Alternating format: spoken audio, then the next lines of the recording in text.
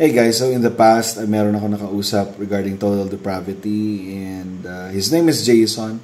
And sa particular na discussion na ito, we discussed Romans 8 verse 7 and 8.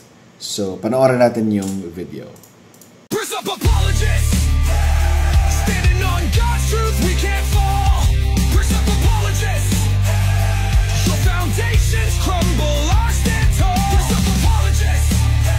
You can't explain this world you see without presupposing the God that must be. You borrow from my worldview just to make your case, stealing meaning and purpose from His sovereign grace. Logic, induction, morality explained without a coherent. Backward tayo to Romans 8:7, because the carnal mind is enmity against God.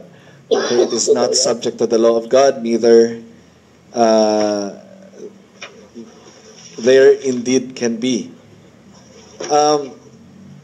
Yung carnal mind ba at yung those who are in the flesh, are they the same categories? According sa context ni Paul dito. So itong language na they are enmity towards God. I think you also believe this, right? Na those who are in the flesh are enmity against God. They are hostile to God. So if they are hostile to God, how can they believe? How they have the willingness to believe if they are hostile? If their natural state is they are hostile to God. Parang mahirap, mahirap sagutin 'yan. Mahirap sagot, parang yung bagay na 'yan parang hindi ni-reveal sa akin ang Diyos sa scripture 'yan.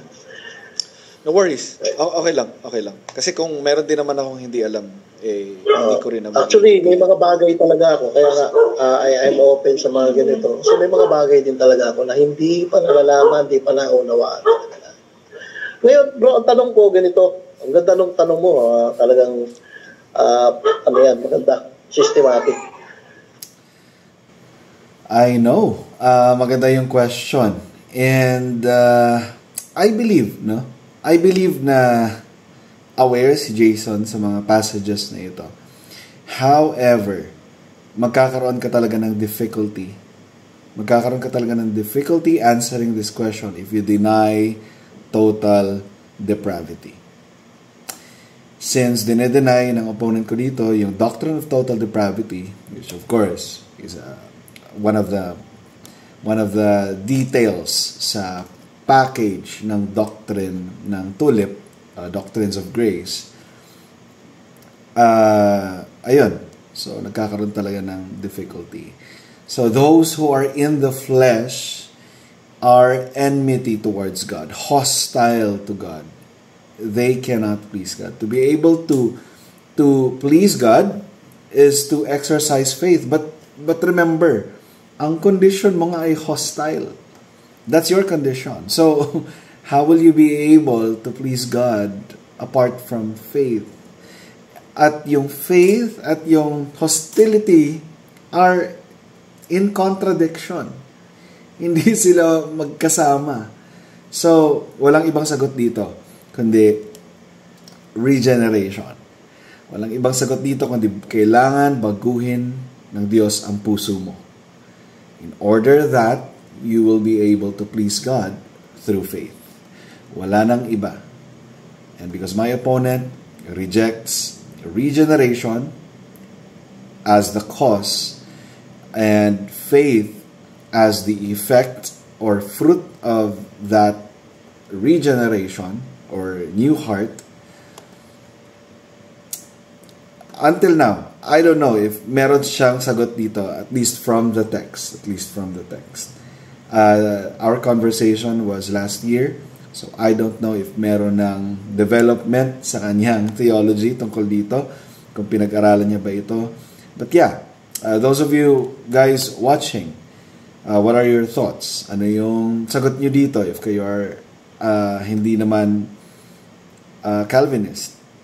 So yeah, and I hope na ito ay, of course, nagbigay ng curiosity at nakatulong sa inyo kahit papaano na may mga ganitong passages.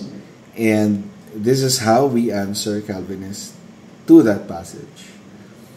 At nakita natin dito, my opponent doesn't have any answer to that. But of course, kailangan din natin i-note dito yung charity na yung opponent ko is nag-admit naman siya na wala siyang sagot dito. So, sino ba tayo para hindi i-consider din yun? At alam mo yun, basta pilitin na lang natin na okay, wala kang sagot, so you claim victory. That's not how it works, no? Ito yung sinasabi ko na we need more discussions. We need more discussions like this. Sa ganon, mas magkakaroon pa tayo ng wider perspective, wider understanding with each other. So hanggang dito na lang, and may you always think God's thoughts after Him. Peace out.